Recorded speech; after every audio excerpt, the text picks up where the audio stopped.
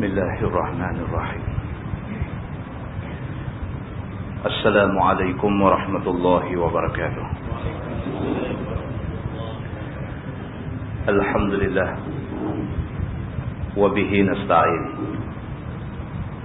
Ashhadu an la ilaha illallah wahdahu la sharika lah. Wa ashhadu anna sayyidana Muhammadan abduhu wa rasuluh.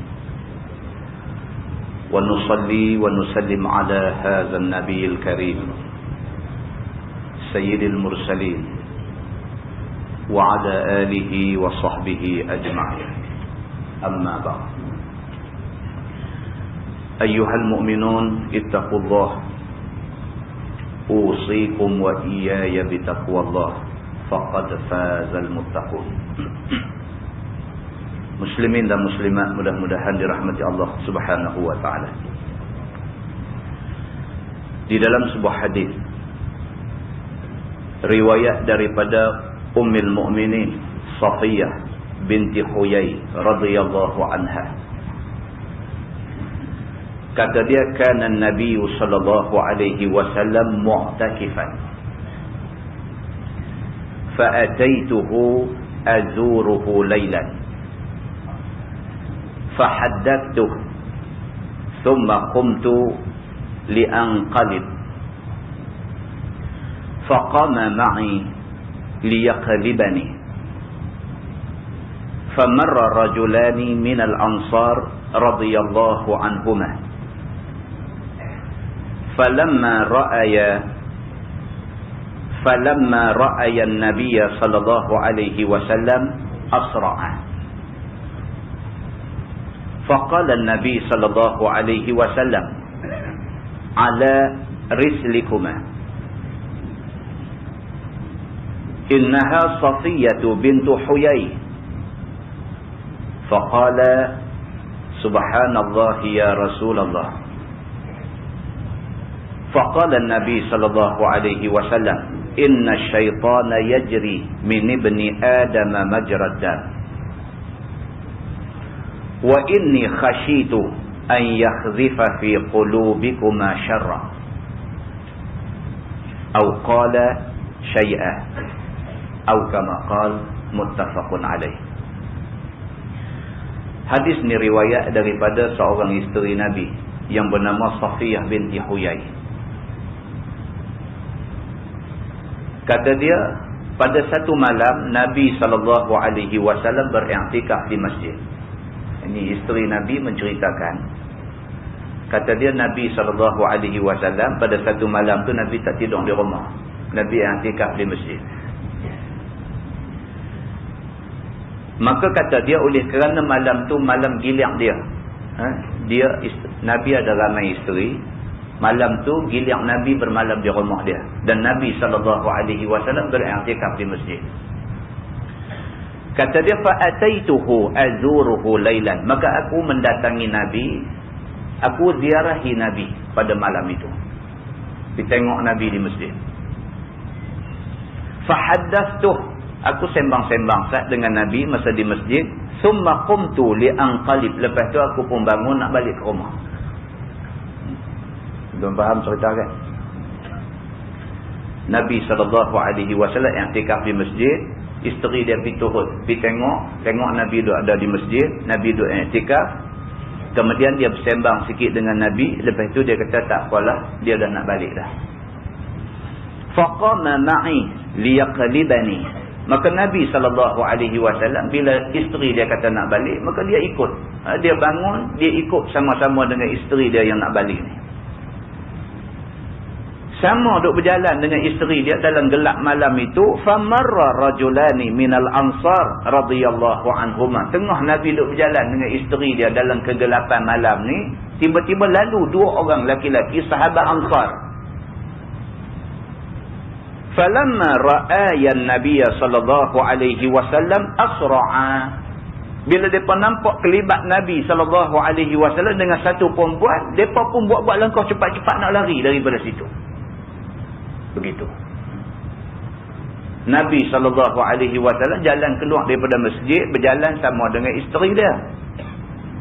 pergi jeremuh, pergi terserempak dengan dua orang sahabat Ansar. Dalam malam tu, mereka nampak macam Nabi dengan satu perempuan. Mereka asra'a, dua-dua ni cepat, berjalan cepat, seolah-olah nak lari daripada Nabi sallallahu alaihi wasallam. Faqala Nabi sallallahu alaihi wasallam, Nabi bila tengok keadaan macam tu, Nabi kata ala rislikuma, Nabi kata jalan pelan-pelan sikit. Tak ada buat lagu terkejut nampak hantu nak lari lagu tu. Jangan buat kalut macam tu. Nabi kata jalan macam biasa lah, jalan cepat-cepat. Innaha Safiyah bintu Huyai. Nabi kata ni sebelah aku ni isteri aku, Safiyah bin Huyai. Nabi kata macam tu. Faqala, dua sahabat Ansar yang nampak Nabi lepas tu macam nak lari ni, bila dah Nabi kata macam tu, mereka katakan Nabi, Subhanallah ya Rasulullah. Mereka kata Maha suci Allah ya Rasulullah. Maksudnya kami tidak berniat buruk macam tu. Bukan kami nak kata kamu ni duduk dengan mana-mana perempuan lain dah. Bukan, kami tak ada niat macam tu. Tak ada niat nak kata Nabi ni pergi buat kerja tak elok dengan satu perempuan lain. Kami tak ada niat macam tu. Subhanallah, Maha suci Allah, kami tak ada ingat macam tu. Nabi SAW kata, Inna syaitana yajri min ibni Adam majradam. Nabi kata, tak, bukan apa. Nabi kata, aku nak peringat apa. Sebab syaitan ni, tang mana ada darah, tang tu ada dia. Dalam badan kita ni ada darah. Tang mana ada darah, tang tu syaitan boleh duduk. Nabi kata, aku bukan borok sangka dekat kamu, tapi aku takut kamu teringat tak elok dekat aku. Nabi kata macam tu. Wa inni khashitu an yakhzifa fi qulubikuma syarra. Nabi kata sesungguhnya aku takut kok kalau syaitan tadi ni lempak sesuatu yang tidak baik di dalam diri kamu terhadap aku. Nabi kata. Hadis itu hadis sahih muttafaqun alaih. Muslimin dan muslimat yang dirahmati Allah sekalian, benda yang macam ni berlaku dalam masyarakat. Kan? Jadi ada nak abang ada kan? Benda macam ni berlaku dalam masyarakat. Kan? Riuh. Bukan tak kenal, duk kenal lama dah. Tapi bila dengar riuh lah. Bukan tak tahu, duk tahu lama dah. Tapi bila dengar, riuh lah. Maka dia mainlah macam-macam tanggapan yang bukan-bukan. Buruk sangka, nak marah, bebat, tak pergi mengaji dah. Muka dia pun tak mau tengok dah. Dan sebagainya. Muslimin dan muslimat yang dirahmati Allah sekalian. Kadang-kadang kita tidak mampu nak menjelaskan semua benda secara detail kepada orang atas sebab-sebab tertentu. Tapi kalau sekiranya benda ni boleh difahami oleh orang, tidak jadi masalah. Allah Subhanahu Wa Taala dah sebut jelas. Malam yang menjadi masalah pun kita baca ayat ni. Kita baca ayat ni. Start kita baca ayat tu selalu. Allah kata wa anna hadza sirati mustaqima fattabi'u wa la tattabi'us subula fatafarraqa bikum an sabilih. Kita start baca ayat tu langsung dah. Wa anna hadza sirati mustaqima, dan sesungguhnya jalan aku ni, jalan Islam ini jalan lurus. Fattabi'u, Tuhan kata ikut Islam, jangan ikut yang lain. Baca dah hak tu. Allah Subhanahu Wa Taala dia habaq lagu tu dah, tak fikir hal lain dah. Wa anna hadza sirati mustaqima, dan sesungguhnya ini Islam ini jalan yang lurus. Fattabi'u, ikut Islam. Wa la tattabi'us subul, kamu jangan cuba nak ikut jalan-jalan lain. Kalau kamu ikut juga, fatafarraqa bikum an sabilih, kamu akan berpecah, kamu akan sesat daripada jalan kebenaran, jalan dia. Muslimin dan muslimat yang dirahmati Allah sekalian, tak pergi ke mana? Kita duduk atas jalan Islam, kita tak pergi ke mana? Maka jangan gempang dengan benda-benda yang seumpama itu. Tolong abang-abang.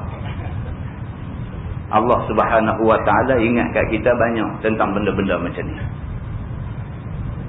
Benda asalnya tidak ada apa-apa, kemudiannya menjadi fitnah. Kemudiannya ditokok tambah fitnah itu sehingga menjadi sesuatu yang cukup besar, yang akhirnya membawa kerugian kepada perjuangan Islam. Allah Subhanahu wa taala sebut dalam Quran, a'udzubillahi minasyaitonir rajim, hammazin masya'in binamin. Shadaqallahul azim, surah Al-Qalam ayat 11. Allah Subhanahu wa taala kata, jangan kamu ikut, jangan kamu patuh hammazin, orang yang suka mengumpat, mencela, mereka-reka cerita. Yang mereka ini binamim, mereka-reka cerita dengan tujuan untuk mengadu domba, nak melaga-lagakan orang. Banyak ayat dalam Quran Allah Subhanahu wa taala peringat kita tentang benda-benda macam ni. In ja'akum fasiqun binaba'in fatabayyanu. Saya dah cerita di Masjid Seberang Jaya 2 malam lepas, bagaimana Imam Asy-Syafi'i, imam mazhab kita, kena satu orang manusia yang umur 9 tahun sudah hafaz 30 juzuk Quran. Bukan sahaja hafaz Quran, bahkan bila-bila masa, siang malam, tengah malam, pergi gerak dia boleh baca Quran, dia boleh buat keluar apa ayat yang ada kaitan dengan hukum-hukum dalam Quran. Umur 9 tahun.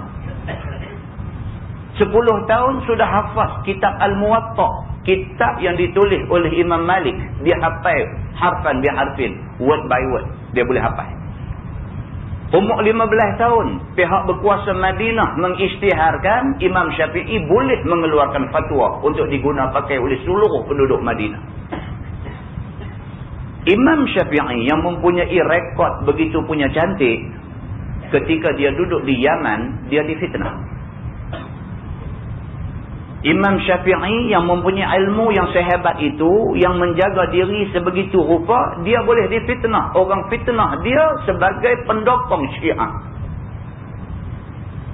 Dia ditangkap oleh Gubernur Yaman. Dia dipenjarakan. Tangan dan kaki dia dirantai dengan rantai besi. Dia dibawa daripada Yaman, dibawa untuk nak mengadap khalifah Bani Abbasiyah yang kelima pada masa itu, Harun Ar-Rashid. Dia dibawa daripada Yaman nak pergi ke Baghdad, nak jumpa Harun Ar-Rashid. 2 bulan perjalanan, berjalan kaki rendah padang pasir dalam keadaan tangan dan kakinya berantai. Bila sampai di depan Harun Ar-Rashid, luka bekas gari, bekas rantai tangan dan kaki ini dah jadi darah beku, kematu dah luka tu. 2 bulan dia dirantai dan dipaksa berjalan di tengah padang pasir yang kering kontang ni. Bila sampai di depan khalifah, depan Harun Ar-Rashid, dia masuk menghadap Harun Ar-Rashid tu, dia bagi salam, assalamu alayka ya amiral mu'minin wa barakatuh, dia kata. Harun Ar-Rashid bila dengar macam tu, terus kata dekat dia. Dia kata, wahai imam, kenapa kamu bagi salam tidak mengikut sunnah Rasul? Rasulullah ajak kita bagi salam, assalamualaikum warahmatullahi wabarakatuh. Kamu bagi salam, kamu tidak sebut warahmatullah, kamu sebut assalamualaika ya amiral mu'minin wabarakatuh. Kenapa kamu dropkan perkataan warahmatullah? Jawab Imam Syafi'i. Dia kata, ya amiral mu'minin, aku tidak sebut warahmatullah kerana aku tahu di dalam hati kamu sudah ada rahmat Allah itu. Buktinya apabila aku bagi salam, assalamu alayka ya amiral mu'minin wa barakatuh, kamu jawab wa alaikas salam wa rahmatullahi wa barakatuh. Aku tidak ucap rahmat dekat kamu pun, kamu ucap rahmat kepada aku.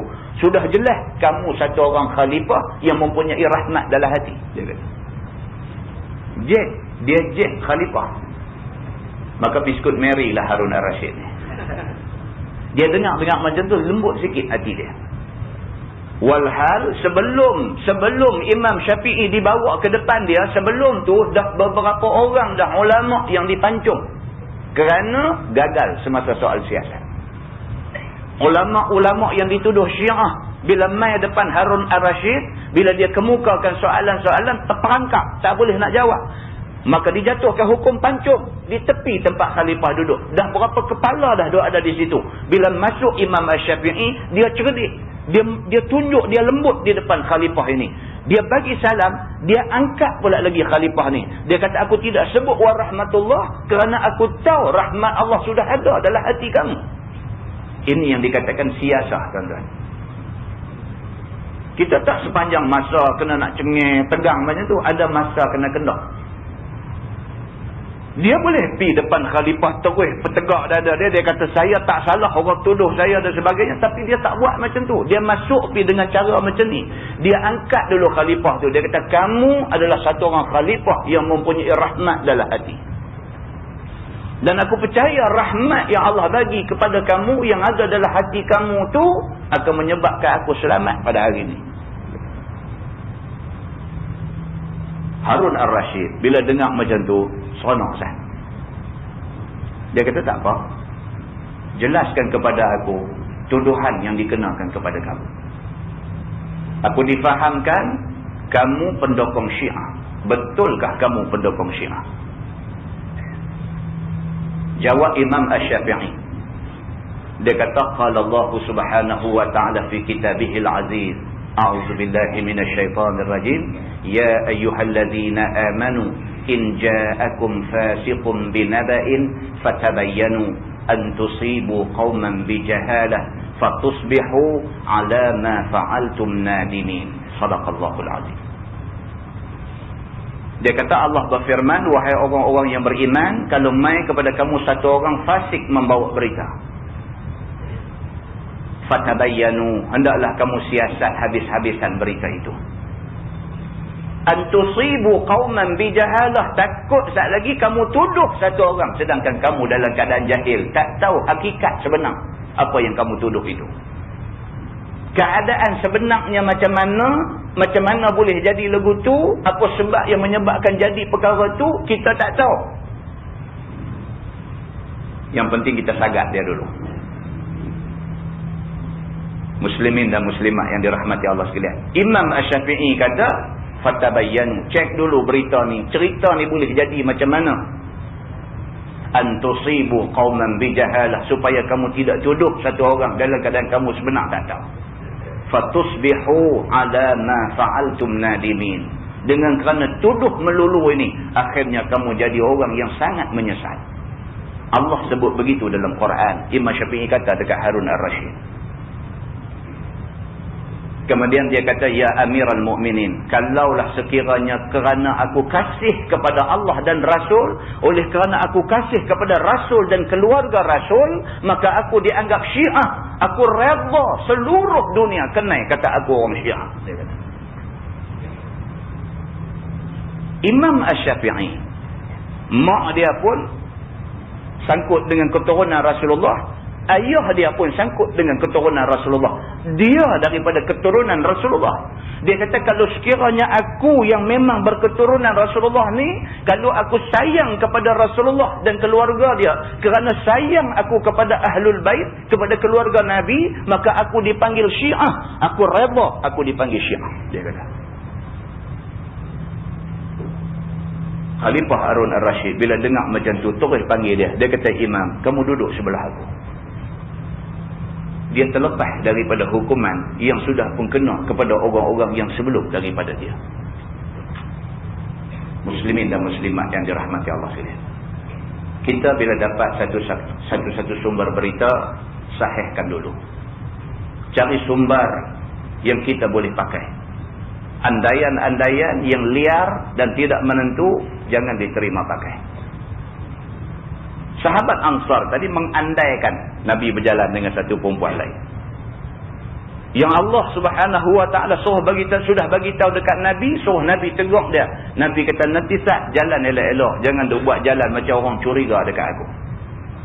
Walaupun dia kata, subhanallah ya Rasulullah, kami tak ada ingat tak elok dekat kamu. Nabi kata, dah. Cerita dia macam ni. Inna syaitana yajri min ibni adama majradan. Syaitan, tang mana ada darah berjalan dalam badan manusia, di situ ada syaitan. Nabi kata, aku takut syaitan sudah campak satu ingatan buruk di dalam hati kamu terhadap aku. Muslimin dan muslimat yang dirahmati Allah sekalian, Nabi SAW dalam banyak hadis, Nabi mengingatkan tentang benda ini. Di antaranya hadis riwayat daripada Huzaifah bin Yaman, Nabi SAW bersabda, Nabi kata, la yadkhulul jannah namman. Nabi kata tidak akan masuk syurga orang yang kerja membawa cerita-cerita tidak betul dengan tujuan untuk nak melaga-lagakan orang di dalam masyarakat. Hadis itu hadis sahih, muttafaqun alaih. Sepakat semua ulama mengatakan itu hadis sahih. Nabi SAW pernah lalu lintas satu kawasan kubur. Bila sampai dekat kawasan kubur itu, Nabi kata, innahuma yu'azzaban. Nabi kata sesungguhnya dua-dua orang yang ada dalam kubur ni sekarang ni tengah kena azab dengan Tuhan. Nabi SAW kata, wa ma yu'azzabani fi kabir. Depa ni dulu masa hidup atas dunia, depa menganggap benda hak depa buat tu benda kecil. Maka depa kata, wa ma yu'azzabani fi kabir. Depa ni, Nabi kata, depa sangka benda tu kecil. Maka depa buat benda tu. Kerana benda tu hari ni depa kena azab. Nabi kata, bala innahu kabir. Benda hak depa ni dulu kata kecil, di sisi Allah besar. Nabi kata, amma ahaduhuma fakana yamshi bin namimah. Nabi kata hak seorang ni lah ni tengah duk kena azab kubur. Dia ni atas dunia dulu jadi kerja, jalan sana sini bawa berita yang tidak benar, dan berita itu menimbulkan ketegangan dan melaga-lagakan di kalangan orang. Dia kata kecil. Dia kata aku pun dengar depa duk cerita. Hang tahu apa? Dah tapi depa cerita. Dia bawa cerita tu, yang cerita tu akhirnya menimbulkan satu suasana tidak tentera. Maka Nabi SAW kata, dia duk anggap benda dia buat tu benda kecil. Dia duk anggap benda tu benda kecil. Allah Subhanahu Wa Taala kata, bala innahu kabir. Sebenarnya itu besar.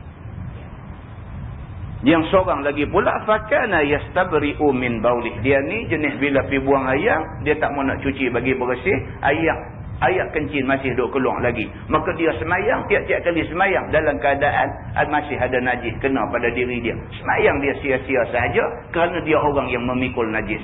Kerana kecuaian dia dalam menjaga soal itu.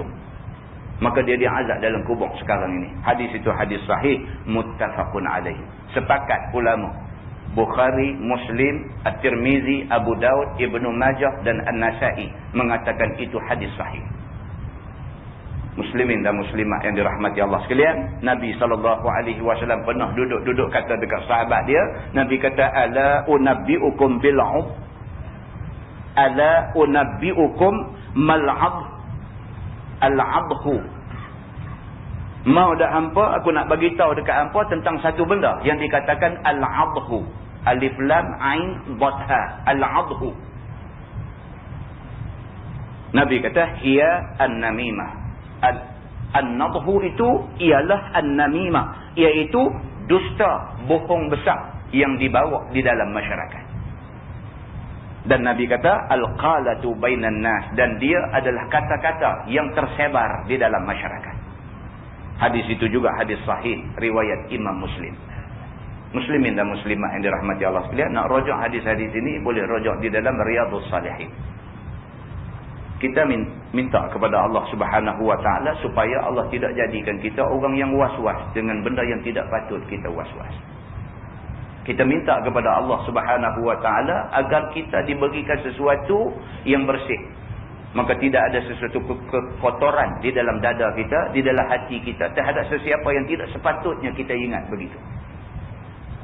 Mudah-mudahan penjelasan yang tidak clear itu kan boleh meredakan. Kan tak boleh nak bagi lebih pada tu. Muslimin dan muslimat, mudah-mudahan mukadimah itu memberi manfaat kepada kita semua insya-Allah. Kita menggunakan Bahrul Mazi jilid 17.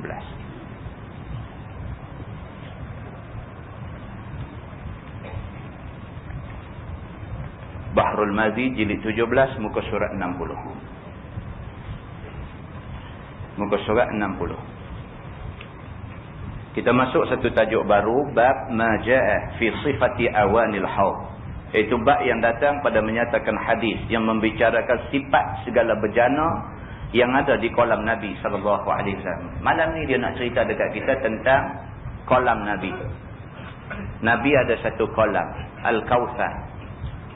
Dan orang yang nak minum air dalam kolam tu disediakan kepada mereka berjana cebok untuk mereka cedok air kolam tu nak minum. Malam ni kita nak baca satu hadis, dia nak cerita pasal cebok aja. Pasal cebok tu. Ketahuilah saudaraku, di dalam bab ini tidaklah hadis ini hadis yang hanya mensifatkan bekas minum kolam Nabi saja. Tapi hadis yang kita nak baca ni bukan cerita pasal cebok saja, dia kata. Bahkan ada lagi banyak perkara yang dikhabarkan di dalam hadis itu. Dia ada banyak dia akan sentuh dalam hadis ni. Seperti ia sifatkan besar kolam Nabi. Hadis ni nak cerita yang kata kolam Nabi ni besar mana. Dia nak abang kat kita.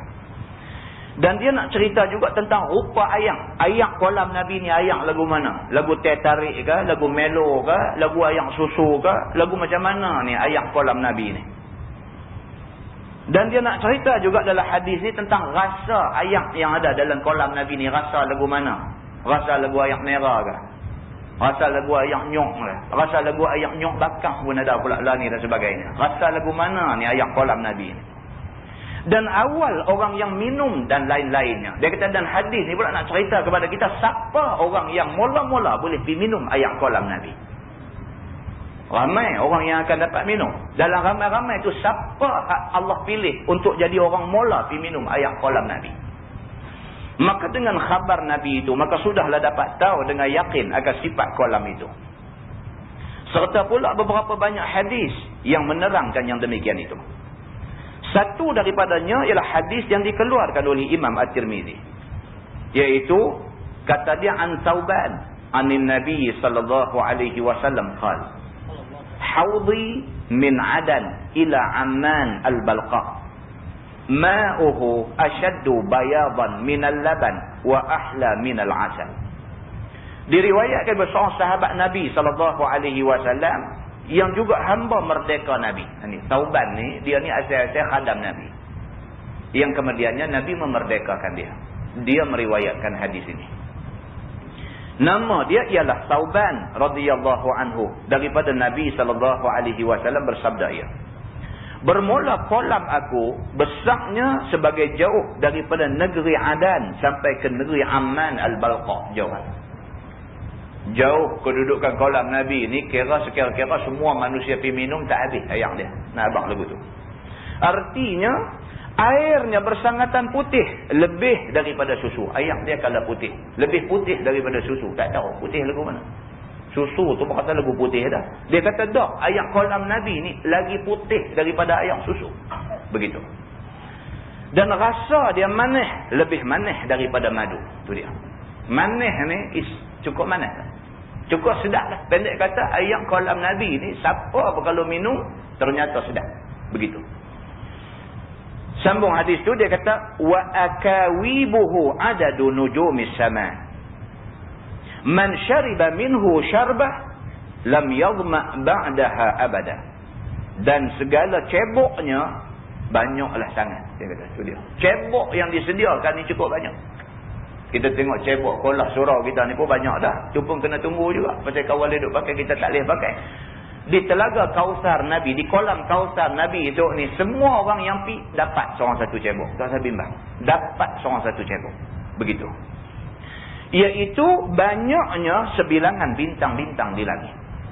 Banyak lah. Kan? Untuk pernah dengar cerita Abu Nawas? Cerita Abu Nawas. Dengan Harun Ar-Rasyid juga lah ceritanya. Kan? Abu Nawas. Khalifah panggil, Khalifah kata, dengar cerita kata hang ni pandai sangat. Lah ni cuba abang main sah. Ni ramai orang nak dengar ni. Dia kata pandai sangat. Dia kata berapa banyak bintang di langit? Soalan. Ada tapi tanya benda begitu. Dia pun cerdik. Dia kata sah. Dia kata nak bagi tahu jawapan dia, boleh tunggu sah dah. Dia ambil kambing mai seekor. Dia kata banyaknya bintang di langit sama banyak dengan bulu kambing ni. Sama banyak, dia kata. Jadi kalau nak tahu, dia kata Amirul Mukminin boleh kira bulu kambing ni ada berapa, banyak itulah bintang di langit. Harun Ar-Rasyid kata, hang. Macam tu. Enggak. Tak apa, dia kata, soalan kedua. Kalau hang pandai sangat bagi tahu di mana pusat bumi. Dia ambil tongkat dia, cacak depan tu juga. Cak kata, dia kata, tang ni pusat bumi. Tak percaya hukum tengok. Tapi ni semua cerita bukan hadis lah. Bukan hadis. Tapi cerita tu, menasabah tu ada. Menasabah tu ada. Jadi hadis Nabi SAW, dia nak habaq kata banyaknya cebok yang disediakan ni, tak tahu nak habaq. Habaq kata sebanyak bintang di langit. Kalau hang larat bilang bintang tu ada berapa banyak, itulah bilangan cebok yang disediakan untuk orang yang dapat minum air kolam Nabi ni. Maknanya apa? Tak usah bimbang lah. Maknanya tiap-tiap orang yang sampai ke situ akan dapat cebok untuk nak buat cebok minum air kolam Nabi itu. Itu maksud dia. Maka sangatlah berkelebihan air kolam itu. Dia kata tak usah takut, tak cukup lah. Air tu ada, sentiasa ada. Dia kata. Iaitu siapa yang minumnya daripadanya sekali minum, nescaya tiada merasai dahaga kemudian daripadanya selama-lama. Di antara kelebihan air kolam Nabi ini, minum sedah aja. Sekali minum, tak dahaga dah sampai bila-bila. Itu dia yang kata air kolam Nabi. Sekali minum aja, orang yang minum tu tidak akan dahaga selama-lamanya sampai bila-bila. Dan siapa tidak merasai minum air kolam itu, nescaya tiada putus dengan dahaga. Siapa tak dapat minum air kolam tu, dia duduk di padang mahsyar dalam keadaan dahaga yang tak kesudahan. Duduk di padang mahsyar ni dahaga. Dia tak akan hilang dahaga tu, melainkan hak boleh bagi hilang dahaga ni air kolam Nabi SAW dengan izin Allah Subhanahu Wa Taala. Begitu. Maka kemudian daripada sudah minum air kolam Nabi itu, maka tidak lagi seorang yang minum itu minum kerana dahaga. Orang yang dah minum air kolam Nabi ini, kalau dia pi minum pula tu bukan kerana dahaga, tapi kerana ketagih. Jangan abang yang tu. Orang yang minum air kolam Nabi, minum sekali tak dahaga dah sampai bila-bila. Kalau nampak dia pi minum pula tu, dia minum pula tu bukan kerana dahaga, tapi kerana air tu sedap. Begitu. Bahkan minum kerana bersedak-sedak dan bersuka-suka hati juga. Pergi minum kali kedua, kali ketiga dan kali yang keseterusnya tu minum kerana dia syok minum air tu. Bukan kerana dahaga lagi dah. Begitu. Sabda Nabi SAW lagi, kata dia, awwalun nasi wurudan alaih fuqara'ul muhajirin. Bermula awal orang yang datang minum akan air kolam itu ialah orang-orang fakir daripada muhajirin. Nabi SAW kata orang hak mula sekali boleh pergi minum air kolam ni adalah orang-orang miskin, fakir miskin daripada kalangan muhajirin. Orang muhajirin semua miskin. Walaupun mereka sebelum ni kaya. Hak ikut Nabi hijrah, Sayyidina Abu Bakar As-Siddiq, saudagar. Dia bukan orang miskin tak ada duit, dia saudagar, orang kaya. Sayyidina Umar Al-Khattab, ini orang kaya, hartawan di Makkah. Osman bin Affan, semua orang kenal, dia saudagar yang cukup hebat. Abdul Rahman bin Auf, ini bukan komen-komen orang, ini orang duit tak habis. Tapi bila mereka pilih nak hijrah sama Nabi SAW, bermakna mereka pilih untuk tinggal kekayaan. Nak bawa banyak mana? Masa tu bukan ada trailer. Nak bawa banyak mana? Nak pi dengan kuda aja. Nak pi dengan kuda. Habis-habis kuat nak pi nak bawa unta. Nak bawa banyak mana? Harta yang ada di Mekah tu banyak mana boleh bawa? Maka kebanyakan daripada mereka bawa ala qadar aja. Hak lain tinggal kerana Allah. Yang Nabi kata, faman kanat hijratuhu ila Allahi wa rasulih fa hijratuhu ila Allahi wa rasulih. Barang siapa yang berhijrah kerana Allah dan Rasul dia, dia dapat Allah dan Rasul. Depa ni nak Allah dan Rasul aja, hal lain tak nak. Maka bila sampai di Mekah, mereka ni jadi fuqara'ul muhajirin. Mereka jadi orang-orang fakir di kalangan muhajirin. Mereka sanggup tinggal kekayaan dan menjadi fakir kerana nak ikut Nabi. Esok di hari akhirat, di padang mahsyar lagi, Allah tunjuk dah. Awal-awal orang yang boleh minum air kolam Nabi, mereka ni. Muslimin dan muslimat yang dirahmati Allah sekalian. Maka dahaga di dunia itu dengan sebab Allah dan Rasulnya akan dibalas pula dengan minum air nikmat itu. Dia kata dia. Kerana atas dunia mereka sanggup dahaga kerana Allah dan Rasul. Tak bawa duit pi sampai habis jadi miskin. Mereka sanggup dahaga, lapang, tak ada minum, tak ada makan kerana Allah dan Rasul. Di hari akhirat Allah bagi minum air istimewa ni. Dan kata dia iaitu ayat qalam Nabi SAW sebelum masuk syurga. Ni sebelum masuk syurga ni. Minum yang tu dulu. Lepas tu barulah dihantar ke syurga Allah Subhanahu Wa Taala.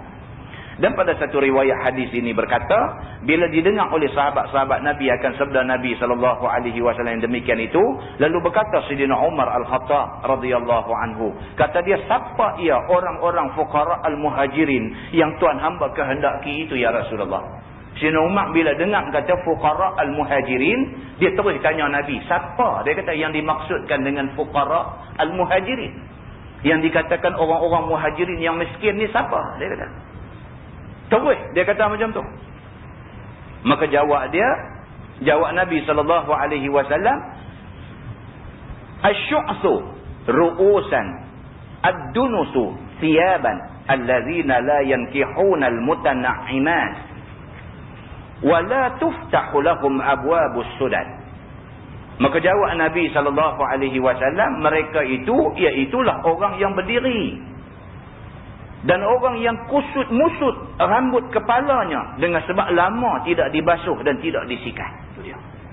Nabi kata mereka ni adalah orang yang sampai tak dan nak basuh rambut, nak apa pun tak dan, kerana habis masa dengan ingat Allah Subhanahu Wa Taala, kerana hijrah tinggal Mekah nak pergi ke Madinah, lalu padang pasir dalam keadaan takut diburu oleh muhajirin dan sebagainya, sampai tak dan nak urus diri.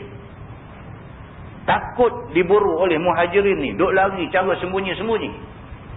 Tuan-tuan duk dengar ceramah Ma'al Hijrah ni banyak kali dah. Cerita macam mana Nabi SAW nak hijrah. Keluar awal-awal pagi lagi keluar. Ni pasal orang kepung rumah. Orang kepung rumah bukan nak angkat opi kelai. Orang kepung rumah nak bunuh terus. Yang kata Nabi Muhammad ni bukan kepung nak angkat pikir. Kepung nak bunuh terus. Nabi Muhammad ni macam mana keadaan dia duduk dalam rumah tu. Maka Nabi SAW dia nak keluar daripada rumah tu, dia minta doa kepada Allah Subhanahu Wa Taala supaya Allah lindung dia. Allah perintah dia suruh baca tu, hak duk baca dalam surah Yasin tu, waja'alna min baini aydihim saddan wa min khalfihim saddan. Baca ayat tu perui pasang pi dengan kehendak Allah Subhanahu Wa Taala, lena habis puak-puak duk tunggu nak pukul dia. Nabi SAW keluar dengan bertemankan Sayyidina Abu Bakar As-Siddiq dan juga ditunjuk jalan oleh seorang Yahudi. Bawa tunjuk. Nabi tak lalu jalan biasa. Nabi lalu jalan yang orang tak lalu. Sebab apa? Sebab Nabi takut dia diekori. Tuan-tuan, kita kena baca sejarah ni semua. Kita tengok Nabi SAW pun macam tu. Nabi SAW pun Allah suruh main tarik tali. Allah tak suruh duduk berani depan tak tentu punca macam tu. Allah suruh Nabi keluar waktu pagi, keluar ikut jalan lain. Jangan jeremuh dengan musuh ni. Pasal apa? Kalau jeremuh dalam keadaan kita belum kuat, kita kena. Berundur Nabi daripada Mekah pergi ke Madinah tidak boleh ditafsirkan sebagai takut, sebagai nak lari. Tetapi berundur itu ditafsirkan sebagai patuh perintah Allah. Dan berundur itu untuk dibuat satu strategi. Berundur untuk menghimpun kekuatan.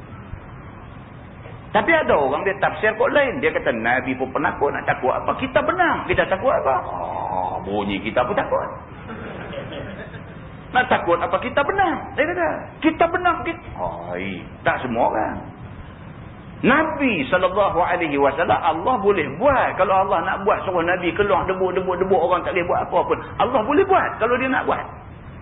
Tapi Allah suruh Nabi keluar macam tu, keluar waktu pagi, ikut jalan lain, menyorok dalam gua dulu. Sampai orang mai duk lalu tengok burung merpati labah-labah ada, tak tahu kata Nabi ada di dalam. Pasal apa Allah suruh buat lagu tu? Pasal apa Allah tak hantar mai burak, mai di rumah Nabi, Nabi naik satu macam yang lompat terus sampai di Madinah. Pasal apa Allah suruh Nabi lalui benda ni semua? Pasal nak suruh kita belajar daripada sirah. Dia ada waktu kita boleh tunjuk kita kuat, ada waktu kita kena bertahan, ada waktu kita tunjuk macam kalah sikit tak apa, tapi itu bukan kekalahan. Ini sirah Nabi SAW yang perlu dibaca, yang perlu difahami oleh semua orang Islam. Dan Allah tunjuk juga ada hak jenis berani ni. Sayyidina Umar Al-Khattab, dia tak hijrah dengan Nabi. Dia tak hijrah dengan Sayyidina Abu Bakar. Dia hijrah dalam kumpulan lain. Dia ni satu macam punya tunjuk berani pula. Dia nak keluar pagi tu keluar pergi semayang dulu. Keluar pergi semayang, kita akan baca dalam Bahrul Mazid jilid 1. Dia akan cerita satu-satu benda ni. Bagaimana Sayyidina Umar Al-Khattab keluar daripada rumah nak hijrah tu. Sayyidina Umar keluar, dia pergi di tepi Kaabah. Dia semayang di situ, dia letak pedang dia gedebuk kata di tepi itu, dia semayang. Dia mengundang orang suruh main challenge dia. Ada juga jenis macam ni. Tak salah juga. Tengoklah hang kuat orang mana. Dia letak pedang gedebuk kata dia semayang dan tu. Habis dia semayang, dia pergi berdoa. Dia pergi berdoa di Multazam. Dia berdoa di belakang makam Ibrahim dan dia berdoa di Multazam. Dia minta kepada Allah supaya Allah bantu dia kerana dia yakin dia di atas kebenaran. Lepas habis berdoa, dia saja pergi lalu ke orang kafir Quraisy duduk. Dia ambil jalan tu. Nabi tak ikut jalan laluan biasa daripada Mekah nak pergi ke Madinah. Nabi pun cari jalan lain. Dia pergi lalu ke orang ada tu. Dia lalu tu, berhenti pula depan mereka tu. Dia kata pula dekat mereka tu, dia kata, siapa yang rasa nak bini jadi janda, tolong halang aku nak hijrah sekali lagi. Benar ni pun ada juga dalam sejarah. Jadi adakah kita nak kata cara Sayyidina Umar tu betul? Cara Nabi tak betul?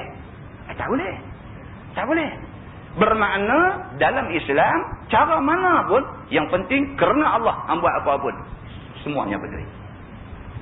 Muslimin dan muslimat yang dirahmati Allah sekalian. Ini sirah tunjuk dekat kita. Umar Al-Khattab kata, siapa yang berasa nak tengok anak-anak dia jadi yatim, dia kata, tunggu aku di jalan tu. Aku nak keluar jalan tu sekali lagi.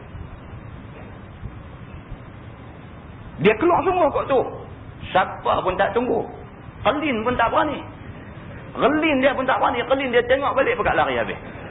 Tak apalah Sayyidina Umar Al-Khattab. Muslimin dan muslimat yang dirahmati Allah sekalian. Tengoklah siapa berasa dia Umar Al-Khattab buat cara Umar.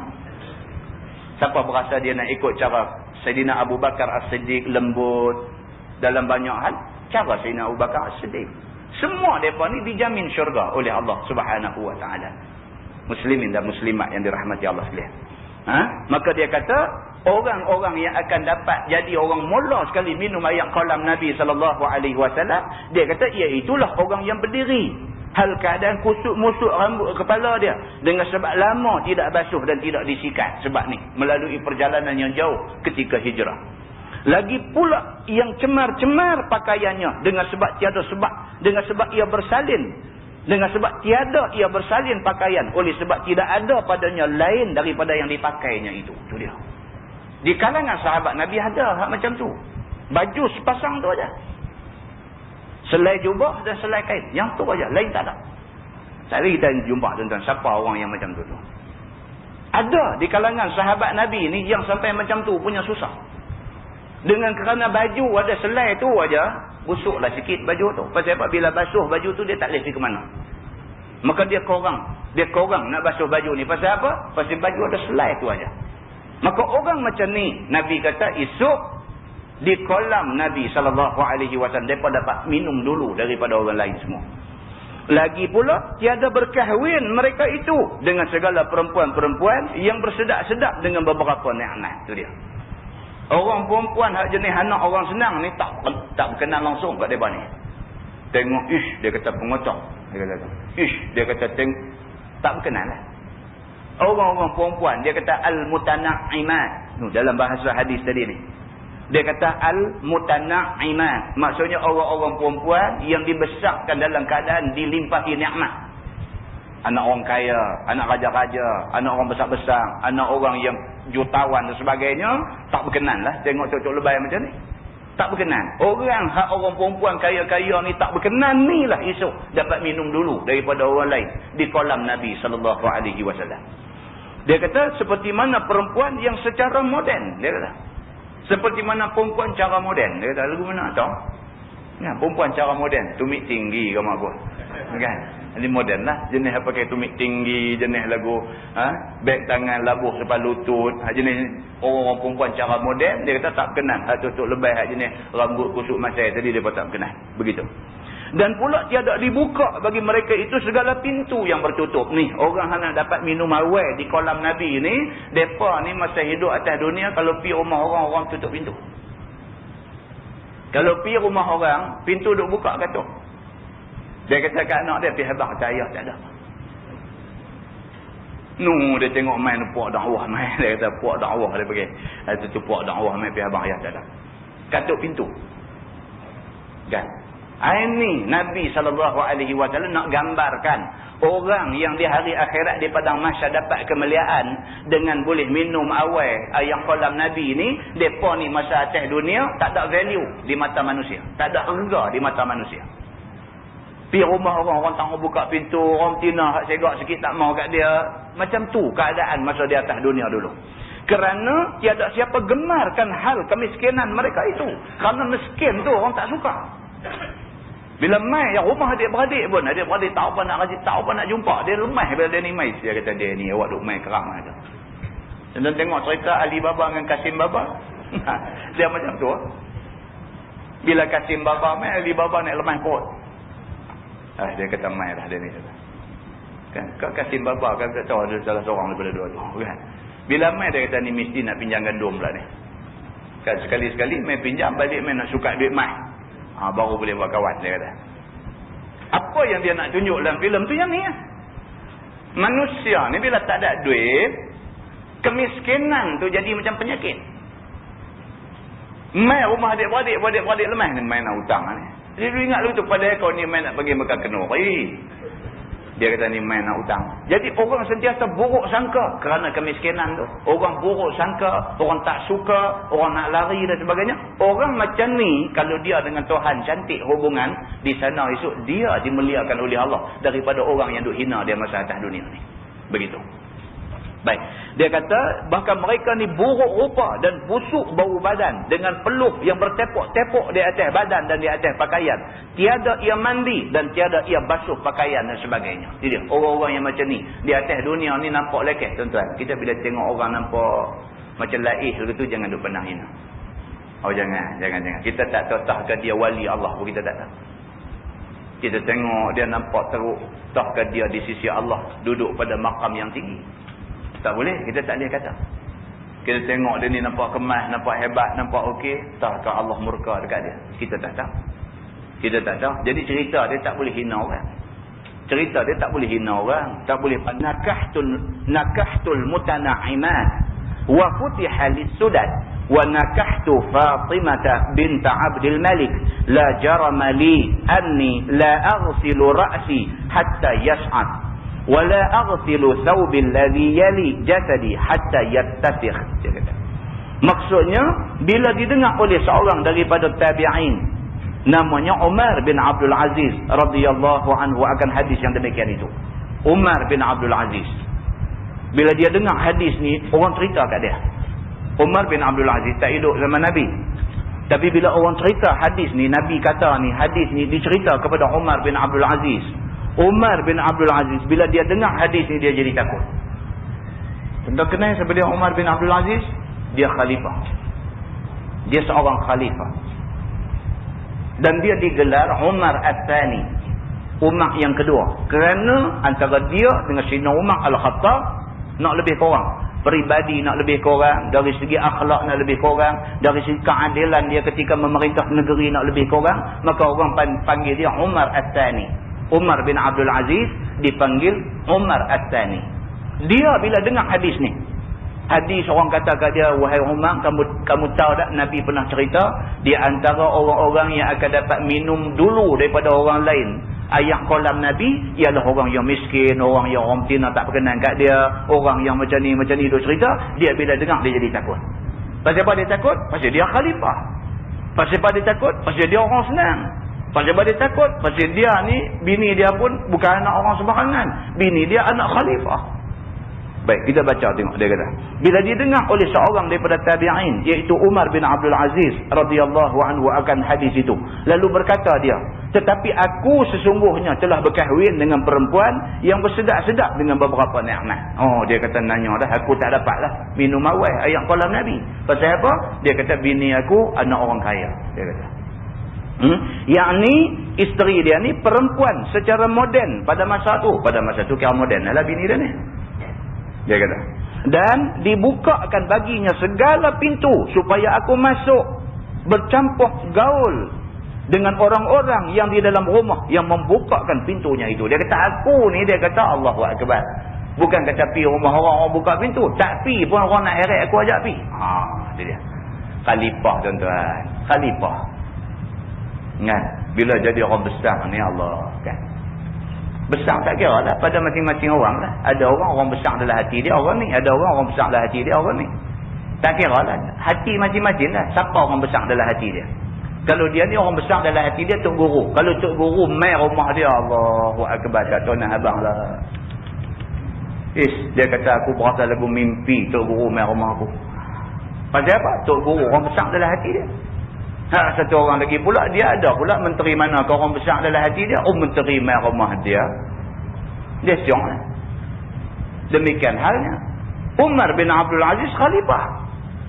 Dia kata dia tak ada masalah lah dari segi pi rumah orang nak buka pintu panggil masuk. Ni khalifah. Dia kata tak ada masalah lah. Tak pi pula kecil hati.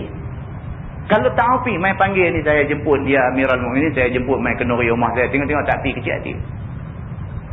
Dia kata jadi Nabi kata orang-orang yang akan dapat minum air kolam Nabi ni, orang yang mula-mula dapat minum air kolam Nabi ni ialah orang yang orang betina hak jenis tegak tak mau kat dia. Kemudian pula dia ni jenis orang kalau pergi rumah orang pun orang tak mau buka pintu. Dia kata ni dua dah, nampak tak ada kat aku. Bini aku dia kata anak khalifah juga, anak orang kaya. Dia kata anak orang senang. Dan aku pula khalifah. Dia kata aku nak pergi rumah siapa apa orang buka pintu. Nanya dah aku terik ni. Dia kata nampak aku tak dapat minum air kolam Nabi ni. Aku tak dapat jadi orang yang mula-mula minum. Umar bin Abdul Aziz sudah ingat begitu. Kerana aku orang yang cukup bersih. Dan aku orang yang harum. Dan aku orang yang bagus rupa. Dan aku orang yang ada nama. Dia kata khalifah. Aku ni kira okey semua lah. Setiausaha tak ada apa. Khalifah. Kan? Hak bahagian politik satu, setiausaha bahagian akhbar satu, setiausaha bahagian sulit mulit ni satu, setiausaha punya ramai. Orang senang dia kata. Aku orang harum, aku sentiasa pakai baju bersih. Ada satu orang pula kerja atong aku nak pakai baju apa? Ni majlis ni nak pakai baju apa? Baju batik kata. Majlis ni nak pakai apa? Majlis ni pakai baju Melayu. Majlis ni nak pakai baju apa? Majlis ni tak pakai baju apa. Dia depan nanti atong bagi kat kita. Dia kata punya senang aku ni. Dia kata.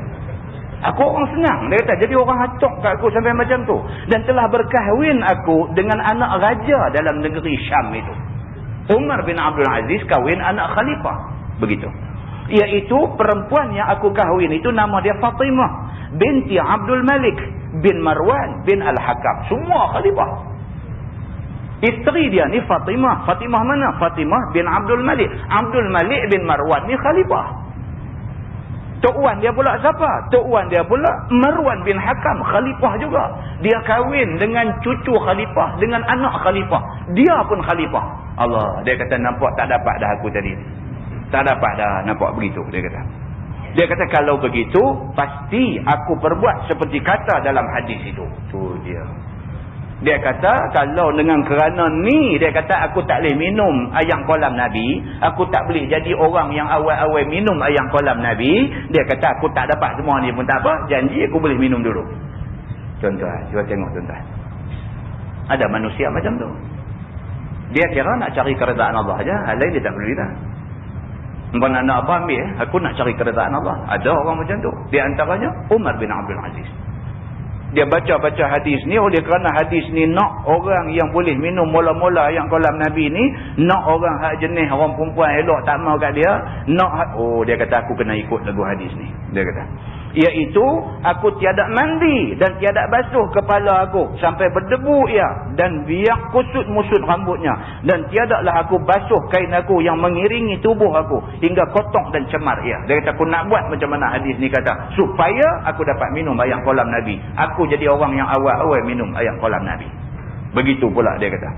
Maka perkataan Umar bin Abdul Aziz yang demikian itu menunjukkan sehabis-habis tawaduknya. Itu dia. Tawaduk. Kalau itu syaratnya, aku akan buat. Dia kata.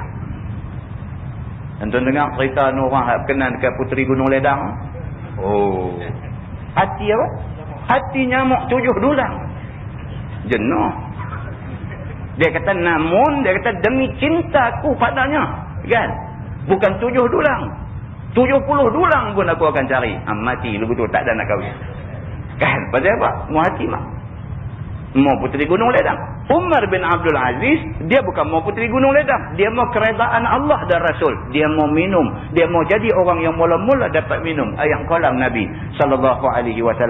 Tawaduk dia sampai macam tu. Sehingga pada waktu kembali dia ke rahmatullah, busuk kainnya.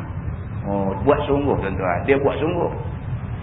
Dia bukan kata tuan-tuan habis tu. Dia buat sungguh. Waktu mati Umar bin Abdul Aziz, kain yang dia pakai tu dah berbau dah. Begitu. Padahalnya dia seorang yang menjadi Amirul Mukminin dan Khalifah Rasulullah sallallahu alaihi wasallam di negeri Syam. Walhal pada masa tu dia khalifah duduk di Syam. Dia buat macam tu. Sebab pun jadi busuk kainnya itu kerana tiada ia berkain lain selain daripada sehelai yang ada di tubuhnya itu. Kain ada dibagi ke orang habis. Dia tinggal selai ada pakai tu aja. Khalifah juga. Tapi khalifah yang macam tu. Tuan-tuan tahu dia nak pergi Mekah. Daripada Syam. Syria lah ni. Syria. Dia nak pergi ke Mekah tu. Nak pergi buat haji. Dia berjalan kaki. Umar bin Abdul Aziz. Berjalan kaki. Sudahlah berjalan kaki. Dia berjalan agak berapa jauh. Berhenti sembahyang sunat. Dia berjalan agak berapa jauh. Berhenti sembahyang sunat. Begitulah hal keadaan dia. Daripada Syam sampai ke Mekah. Dia buat haji. Pasal apa? Dia kata pasal dalam Quran Allah Subhanahu Wa Taala sebut orang nak pergi buat haji ni susah. Dia kata wa'adzin fin nasi bil hajj ya'tuka rijalan wa ala kulli dhamirin ya'tina min kulli fajjin amik. Dia kata sebab dalam Quran Allah sebut orang yang pergi ke Mekah nak buat haji ni, depa ni naik unta yang dia naik tu daripada awalnya gemuk sampai unta jadi kurus. Susah perjalanan nak pergi buat haji. Dia nak buat haji dengan cara susah. Dia kata. Muslimin dan muslimat yang dirahmati Allah sekalian. Sebab pun jadi busuk kainnya itu kerana tidak ada kain lain melainkan hak sehelai yang ada di tubuh dia.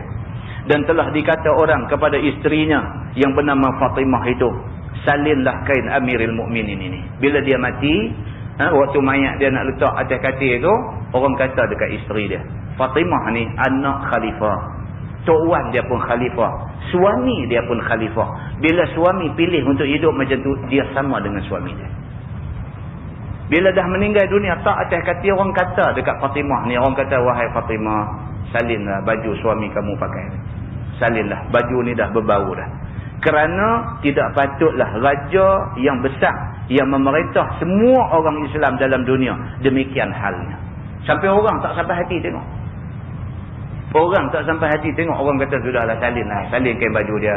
Tak elok sangat. Dia khalifah besar, memerintah berapa besar keluasan jejahan ta'aluk yang ada di bawah pemerintahan Islam ni. Tiba-tiba khalifah dia mati dalam keadaan macam ni, sedih. Tolong salin baju dia sah. Maka dijawab oleh Fatimah, isteri Umar Abdul Aziz ini. Kata dia, adakah baginya 2 kain? Dia kata bahkan itulah kain yang ada pada tubuhnya, sehelai sepinggang. Bini dia kata nak salin apa? Dia kata dia bukan ada dah kain lain, tak ada, yang tu aja kain dia yang ada. Dia kata. Muslimin dan muslimat yang dirahmati Allah sekalian. Buat kerja jadi khalifah, boleh duit bagi ke rakyat. Ni yang kata Umar bin Abdul Aziz. Tuan-tuan, kita bila baca cerita-cerita macam ni tuan-tuan, takut. Cukup punya takut. Enggak. Kalau orang macam ni dijanji syurga oleh Allah Subhanahu Wa Taala, macam mana dengan kita? Orang macam ni dijanji syurga oleh Allah Subhanahu Wa Taala. Kalau kita ada keinginan nak jadi pemimpin, boleh jadi pemimpin macam ni? Oh. Tak berani kan? Kalau ini syarat untuk jadi pemimpin, tak ada siapa bertanding pilihan raya dah sebab ni. Takutlah tuan-tuan, takut bila baca cerita Nabi wafat macam mana keadaan dia. Nabi pemimpin. Nabi wafat macam mana keadaan Nabi wafat, ada orang Yahudi mai tuntut hutang dekat isteri Nabi.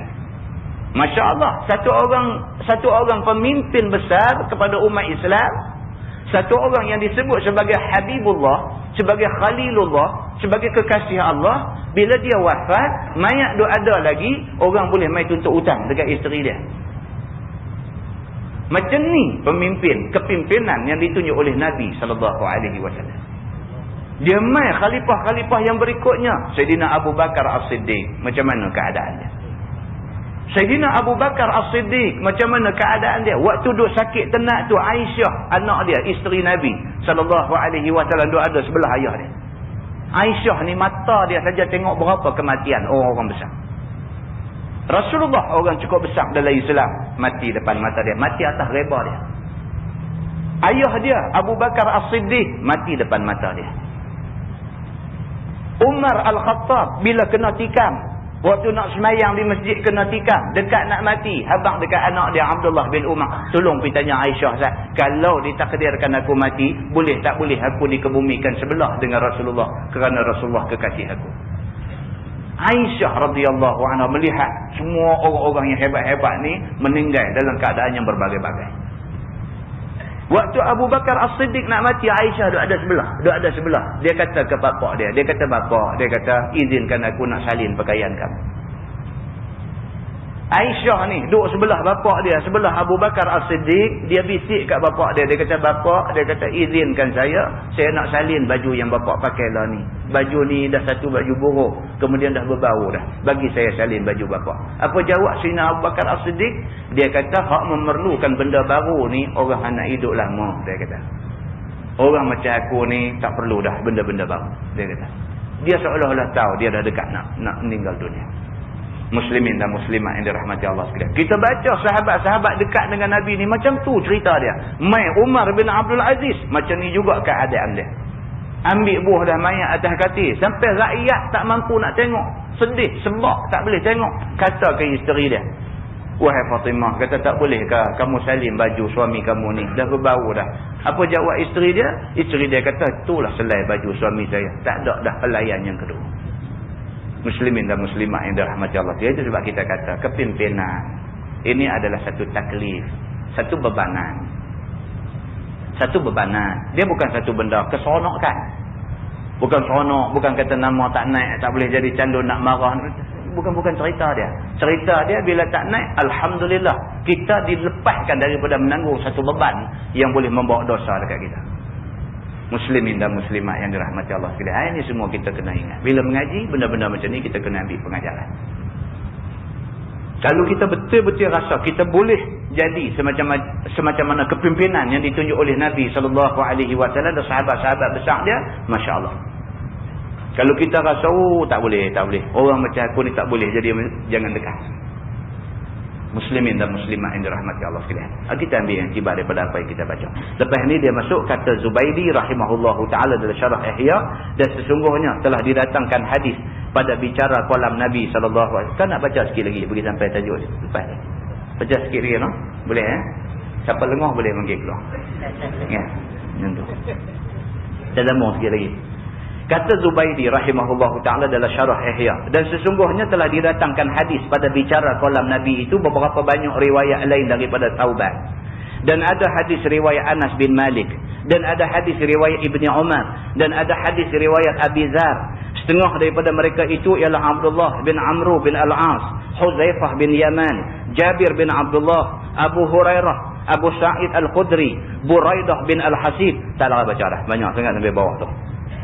Dia nak habaqkan kita hadis tentang kolam Nabi ni diriwayatkan oleh tak tahu berapa puluh orang sahabat riwayat tentang hadis ni. Jadi kalau ada orang tak mau nak percaya tentang hadis cerita tentang kolam Nabi SAW, bermakna dia menolak semua hadis yang diriwayatkan oleh orang-orang yang besar-besar ni. Jadi cerita kolam Nabi ini adalah cerita yang wajib kita terima sebagai satu cerita tentang soal akidah dan keimanan. Begitu. Masalah bawah tu, dia kata cebok minum di kolam Nabi dalam negeri akhirat.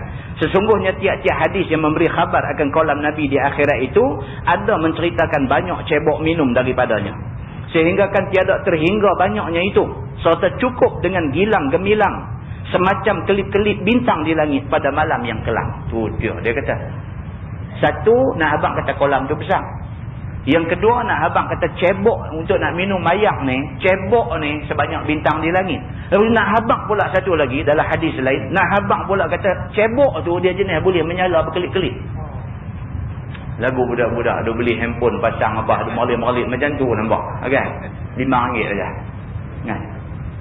Nampak, kalau gelap ni nampak cebok tu nampak dia berkelip-kelip punya cantiknya cebok yang nak digunakan untuk minum air kolam Nabi ni. Begitu dia kata. Dan keadaan telaga ataupun kolam itu 4 persegi, sangatlah luasnya. Dia kata keadaan kolam tu 4 persegi. Ada diumpamakan oleh Nabi SAW, luasnya itu dia adalah hadis yang telah lalu. Nabi dah cerita dah keluasan dia. Dan hadis yang akan datang lagi ada juga sebut tentang benda ni. Maka tiadalah siapa yang minum melainkan tidak datang dahaga selama-lama. Sedap dan enak rasa dan bagus rupanya. Bermula keterangan yang tersebut itu cukup adalah hadis yang dikeluarkan oleh Imam At-Tirmizi dengan kata dia an Abi Dzar radhiyallahu anhu qala qultu ya Rasulullah ma aniyatul haud qala walladhi nafsi biyadihi la aniyatu aktsaru min adadi nujumis sama wa kawakibiha fi lailatin muzlimah mushiyatin min aniyatil jannah.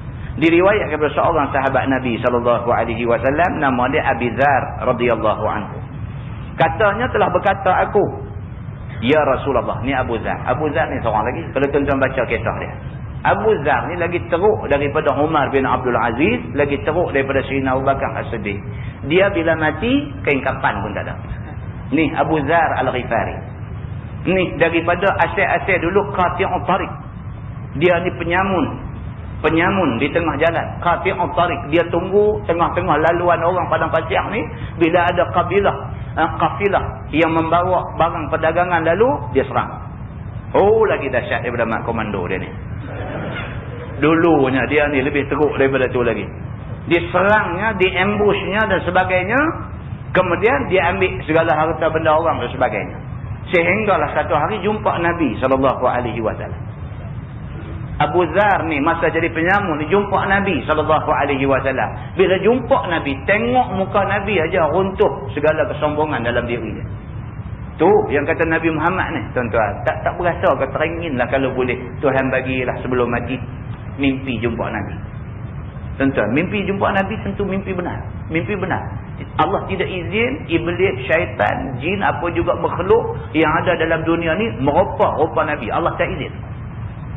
Kita akan baca tajuk ni di Masjid Simpang 4 Pematang Buluh di Subang Peran. Tajuk tentang Ar-Ru'yah. Dia kata cerita pasal mimpi-mimpi.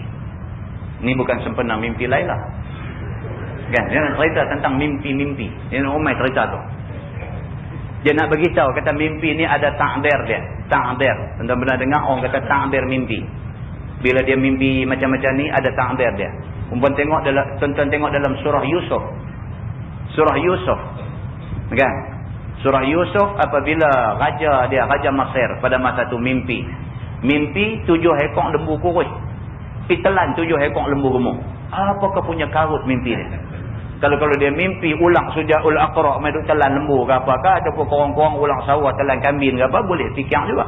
Dia mimpi 7 ekor lembu kurus, pitelan 7 ekor lembu gemuk. Bangkit peluh dia ni. Panggil pembesar-pembesar dia kata mai sat hangpa semua, dia kata kalau hangpa betul-betul orang pandai, tolong sat ta'bir mimpi aku ni, apa cerita ni, dia kata ni mimpi ni. Maka sebahagian daripada pembesar dia kata apa? Dia kata, tuanku, dia kata ni tak ada apa-apa, ni tuanku tidur tak basuh kaki. Dia tak kata begitu lah. Tapi dia kata dekat Raja Mesir ni, dia kata tuanku, dia kata ini adalah mimpi main-mainan sahaja. Dia kata. Kalau dalam bahasa kita lagu tadi lah, ni tak ada apa, ni tak basuh kaki punya pasal dia. Kata lagu tu. Padahal kawan tak tahu. Bangkit satu orang pembesar lain pula, dia kata tuanku, minta ampun lah. Dia kata aku nak beritahu. Ada satu orang yang boleh mentadbir mimpi ni. Orang tu tak lain tak bukan. Dia kata Yusuf yang ada dalam penjara tuanku lah ni. Yusuf yang dituduh kata nak menggoda Zulaikha ni. Dia ni boleh mentadbir mimpi tuanku. Dia ni pun dengar-dengar tak apa. Kita try panggil dia tengok. Dengar dia nak kata apa. Bila panggil Nabi Allah Yusuf alaihi salam mentadbir mimpi itu sebagai apa? Dia kata negara akan dilanda kemarau 7 tahun. Dia kata.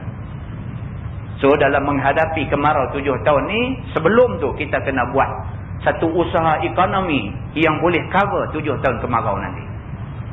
Sebelum mai yang kata kemarau 7 tahun ni, dia kata kita kena buat dulu. Kita lipat gandakan usaha, pertingkatkan aspek pertanian dan sebagainya. Dia kata dan hasil tu simpan. Makan sikit, simpan sikit, buat benih sikit. Nabi Yusuf kata macam tu. Raja bila dengar Nabi Yusuf kata ni, terus tepaut di hati dia. Dia kata, hang ni bukan takat comel, pandai rupanya. Dia kata, okey, tak apa. Dia kata, bagi ampun buang dekat Nabi Yusuf. Ini cerita Quran tuan-tuan. Ini bukan cerita Abu Nawas. Ini cerita Quran. Dan ini cerita yang menyentuh tentang ta'bir mimpi. Dan kita tak rajin baca. Kita tak rajin baca ni tuan-tuan. Dalam ilmu Islam ni luas. Mimpi ada cerita dia. Pasal perubatan ada cerita dia. Macam-macam bab ada dalam agama. Ni duk baca pasal kolam pun tak habis-habis lagi. Kan? Nak baca pasal mimpi macam mana lagi. Tapi luas. Yang kita kata ilmu agama ni cukup punya luas. Muslimin dan muslimat yang dirahmati Allah sekalian. Jadi dia ada ta'bir. Orang yang mimpi jumpa mak dia. Sedangkan mak dia mati berbelas tahun, berpuluh tahun dah. Tiba-tiba dia ditakdirkan mimpi jumpa mak dia. Mak dia mai ke dia. Pakaian serba putih. Ada ta'bir dia. Buka dalam kitab Ar-Ru'ya. Dan benar ni bukan cerita reka-reka. Semua sabit daripada hadis Nabi SAW. Itu dia cerita. Nah, muslimin dan muslimat yang dirahmati Allah sekalian. Macam mana boleh pergi cerita mimpi tadi? Apa tadi ni? Baik, diriwayatkan daripada seorang sahabat Nabi SAW, nama dia Abu Dzar. Cerita Abu Dzar tadi ni. Kan bila mati ni Abu Dzar ni kain kapan pun tak ada. Sampai bila tutup kain ada kat dia tu, bila tutup kepala nampak kaki. Bila tutup kaki nampak kepala. Kain kapan pun tak ada. Nak dikebumikan Abu Dzar Al-Ghifari. Daripada satu orang yang ganas. Tiba-tiba bila jumpa Nabi SAW, runtuh kejahatan yang ada dalam diri dia, masuk Islam di depan Nabi, terus jadi orang yang cukup committed dengan Islam. Sampai mati dia dalam keadaan yang macam tu. Dia meriwayatkan hadis ni. Nama dia Abu Dzar Al-Ghifari. Katanya, berkata aku kepada Nabi, ya Rasulullah, apa dia berjana bagi kolam tuan hamba di negeri akhirat itu? Abu Dzar tanya Nabi. Dia kata, ya Rasulullah, esok dekat kolam tuan esok ni, cebok macam mana nak pakai tu? Cebok dia macam mana? Maka jawab Nabi SAW, demi yang diriku di dalam tangan kudratnya.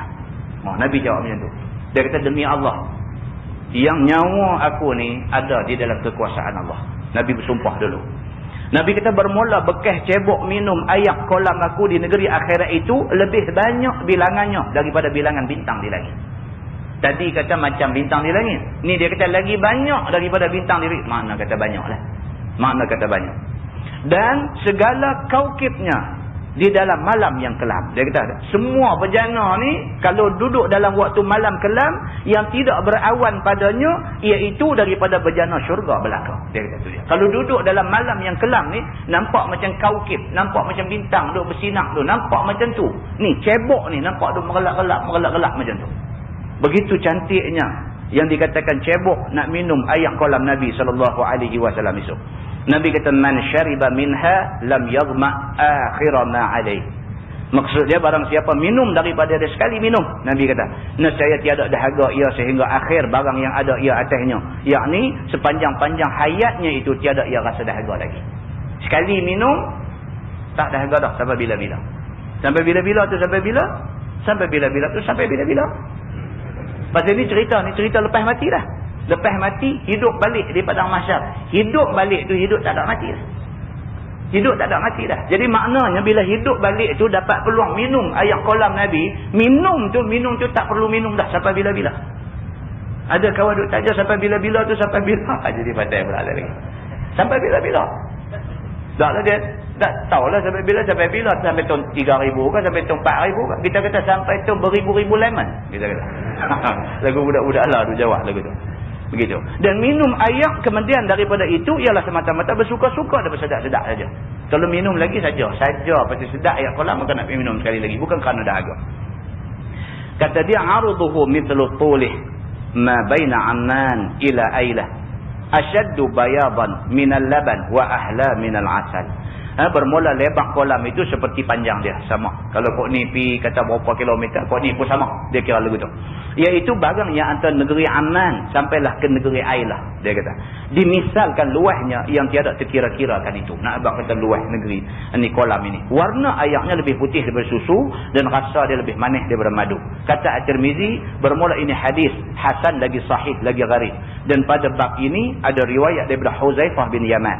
Dan Abdullah bin Amru. Dan Abi Barzah Al-Aslami dan Ibni Umar dan Harisah bin Wahab dan Al-Mustawrid bin Shaddad radhiyallahu anhum ajma'in. Wallahu a'lam. Lepas ni kita tengok bab ma jaa fi fadilatit tawakkal 'ala Allah. Kita nak tengok cerita tentang kelebihan orang yang bertawakal kepada Allah. Dia nak cerita kat kita tawakal tu apa dia, macam mana yang kata tawakal tu, apa kelebihan Tuhan nak bagi kepada orang yang tawakal kepada Allah Subhanahu wa taala. Wallahu a'lam.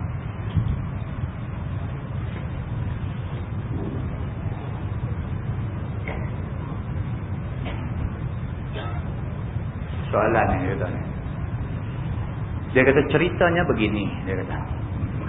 Beberapa bulan lepas saya pergi ziarah kematian kawan saya di Ipoh. Kerana lambat sampai, jenazah telah dibawa ke kubur. Saya terus ke perkuburan itu. Perjalanan ke kubur terpaksa melalui perkampungan orang India. Tetapi yang menyedihkan saya, tanah perkuburan Islam, yakni tempat jenazah kawan saya dikebumikan itu, betul-betul bersebelahan dengan kubur Hindu. Berdepan dengan tempat bakar mayat Hindu, dan juga berdepan dengan tokong Hindu. Dan lagi tanah perkuburan Hindu itu juga lebih tinggi daripada tanah perkuburan Islam. Soalannya, apakah keadaan yang tidak selesa pada pandangan kita di dunia ini berkenaan kedudukan tanah perkuburan tersebut, yakni kubur Islam dan kubur bukan Islam bersebelahan pagang saja itu, turut dirasai sengsara ataupun tidak selesa roh-roh orang Islam yang dikebumikan di situ. Bagaimana dengan pandangan Ustaz dan kehendak agama kita? Baik, dia ada banyak soalan sebenarnya dalam soalan kawan kita ni. Baik, soalan yang berkaitan dengan tanah perkuburan bersebelahan ini, dia yang penting ada sempadan. Sebab fatwa di sisi jumhur ulama jelas. Fatwa di sisi jumhur ulama, dia kira haram mayat orang Islam dikebumikan di perkuburan bukan Islam. Demikian juga haram mayat orang bukan Islam dikebumikan di perkuburan Islam. Dua-dua sama. Islam pergi kembus tempat mereka pun tak boleh, mereka main tempat kita pun tak boleh. Haram. Baik, itu dasar hukumnya. Persoalan yang ditimbulkan, dia tak dicampur. Sebaliknya dia hanya duduk bersebelahan. Maka bersebelahan tidak menimbulkan implikasi hukum. Dia tak ada hukum apa. Biasalah. Kubur Islam, kubur bukan Islam, sebelah-sebelah itu adalah perkara biasa. Cuma tidak manis dilihat. Tidak manis dilihat. Jadi yang ni tuan-tuan rujuk kepada pihak berkuasa agama tuan-tuan sendirilah. Kan? Panjangkan benda ni ke atas, minta pandangan daripada mufti dan sebagainya.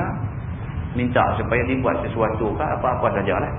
Kan? Kerana ini ada kaitan dengan soal pentadbiran negeri. Dari segi hukum, tidak salah. Itu satu. Kemudian yang kedua, soalan yang sahabat kita nak tanya ni, dia kata ada sangkut dah tu. Tepi pagang aja, balik sana pagang, kubur orang bukan Islam, balik sini pagang, kubur orang Islam. Dia ni lagu satu macam yang duk kena patuk ulang lah, duk kena bakang, duk kena apa macam-macam dalam kubur dia, kawan sebelah ni tumpang panas lah. Itu maksud soalannya. Kita nak bagi tahu kan, kita nak bagi tahu cerita kubur nak jadi sempit, nak jadi luas, nak jadi panas, nak jadi sejuk, nak jadi terang, nak jadi gelap, ini bergantung kepada amalan kita. Kalau amalan kita baik, di mana juga bumi kita dikebumikan, Allah akan bagi janji yang disebut oleh Nabi dalam hadis-hadis dia. Allah bagi. Atau dengan kerana pergi duduk sebelah hamba Allah ni kita duduk tumpang panas, sudah itu cerita atas dunia. Atas dunia kita pergi duduk tepi dapur panas lah. Kan? Kita pergi tumpang duduk dalam bilik aircon sejuk. Itu cerita atas dunia. Cerita akhirat dia lain. Sebab tuan-tuan kita dah dengar dah kan, dia ada alam dunia, dia ada alam kubur, ataupun dipanggil alam barzakh, dia ada alam akhirat. Alam barzakh ataupun alam kubur ni dia adalah awal-awal alam akhirat. Innal qabra awwalu manazilil akhirah. Nabi katalah hadis begitu. Innal qabra, sesungguhnya kubur, Nabi kata awwalu manazil, dia adalah rumah yang mula sekali bagi akhirat. Makna ya apa? Makna hadis tu Allah nak tunjuk beza alam dunia dengan alam kubur, dua alam yang langsung berbeza. Sebarang teknologi yang ada atas dunia tidak akan mampu menghubungi dua alam ini, tidak akan mampu. Tuan-tuan tak usah bekalkan handphone dekat mayat masuk dalam kubur dengan tujuan supaya tuan-tuan nak dengar soalan muka dan nakir. Tuan-tuan tak akan dapat dengar. Sebab soalan itu berlaku di alam lain. Walaupun masuk sekitar 5 atau 6 kaki aja bawah daripada perut bumi kita, tetapi dia sudah jadi alam lain. Alam yang tidak boleh dihubungkan oleh sebarang teknologi telekomunikasi. Tak boleh. Ini kita nak kena faham. Dia lain langsung. Kan? Jadi kita jangan nak andaikan keadaan di alam itu seperti keadaan di alam dunia. Dia tak sama. Itu sebab kita dah baca banyak kali dah di surah ni hadis Nabi SAW, hadis Qudsi sebenarnya. Nabi kata Allah Subhanahu Wa Taala berfirman, dia kata tentang kubur ni adalah rumah pelik, Baitul Ghurbah, rumah pelik, Baitul Wahdah, rumah keseorangan, Baitul Zulmah, rumah kegelapan. Ini semua. Kubur ni dia panggil rumah. Rumah apa? Rumah pelik. Baitul Ghurbah, rumah gharib, rumah pelik. Rumah kita bila masuk rasa hangat ada switch, boleh buka kipas muzik. Rumah kita kalau masuk gelap ada switch, bila kita petik lampu menyala. Rumah kita. Tapi yang kata rumah ni, rumah kubur ni dia gharib, dia pelik, dia tak macam rumah kita biasa ni. Gelap, tak ada switch nak buka lampu. Hanya boleh datang terang kalau sekiranya masa hidup kita ada amal-amal baik, maka amalan itu menerangi kubur kita. Inilah benda yang sukar difahami oleh orang-orang sekular. Dia tak faham benda ni, dia tak faham. Kita duduk terang, dia tak faham, dia nak marah kita. Dia tak faham. Dia tak nampak tu. Dia tak nampak kata kubur ni adalah satu benda yang amat menggerunkan. Nabi SAW sendiri kata, Innal qabra afza'u minhu. Nabi kata sungguhnya kubur ni lebih menggerunkan daripada yang aku cerita ni. Gerun. Nabi kata, Nabi sendiri kata gerun ni, kubur ni satu cerita yang cukup gerun. Aku cerita ni kalau hampa rasa gerun, tu tak cukup lagi. Kerana kubur lebih gerun daripada yang hampa duk rasa gerun lah ni. Muslimin dan muslimat yang dirahmati Allah sekalian. Dalam cerita kegerunan kubur tu, ada orang yang Allah Subhanahu Wa Taala bagi cahaya, bagi keluasan, dan sudah bagi dekat dia khabar gembira kerana dia bakal menjadi ahli syurga. Maka kubur dia menjadi kubur yang amat selesa. Kan orang duk sebutkan jangan jadikan kubur ni hufratun min hufarin niran. Janganlah jadikan kubur ni satu lubang daripada lubang-lubang api neraka Tuhan. Tapi jadilah kubur ni rawdatun min riyadil jinan. Jadikanlah kubur ni satu taman daripada taman-taman syurga Allah. Tuan-tuan, ini benda ni ada kaitan dengan apa kita duk buat lah ni. Kalau kita buat di atas dunia ni benda baik, Allah Subhanahu Wa Taala dia Maha mengetahui dengan apa yang kita buat, Allah ganjarkan dengan kebaikan. Faman ya'mal mithqala dzarratin khairan yarah wa man ya'mal mithqala dzarratin syarran yarah. Buat baik sikit pun Tuhan bagi, buat jahat sikit pun dia balas. Yang ni moga ambil ingat. Moga ambil ingat. Allah Subhanahu Wa Taala menilai setiap kerja kita. Allah Subhanahu Wa Taala suruh malaikat raqib dan atid, kiraman katibin, merekodkan semua pergerakan kita. Dan mudah-mudahan Allah naungi kita, Allah bagi petunjuk, taufik dan hidayah kepada kita, dan Allah selamatkan kita daripada kesilapan di atas dunia. Nah, yang baik itu daripada Allah, yang tidak baik silap saya. Kita tangguhkan dengan tasbih kafarah dan suratul Asr. Subhanallah. Asyhadu an la ilaha illallah. Bismillahirrahmanirrahim. Innal insana illa allazina amanu wa amilus salihati.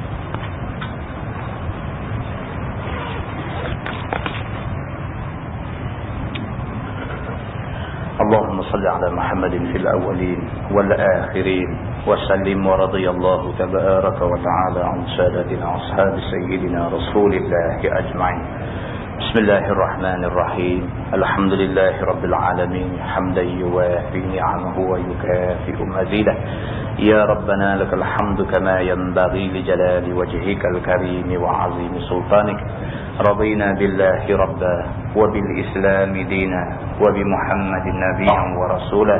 اللهم افتح علينا فتوح العارفين وارزقنا فهم النبيين بجاه خاتم المرسلين. اللهم فقهنا في الدين وعلمنا التأويل واهدنا صراطك المستقيم. اللهم أرنا الحق حقا وارزقنا اتباعه وأرنا الباطل باطلا وارزقنا اجتنابه. اللهم اجعل جمعنا جمعا مرحوما وتفرقنا من بعده تفرقا معصوما وصلى الله على محمد وعلى آله وصحبه وسلم والحمد لله رب العالمين. السلام عليكم.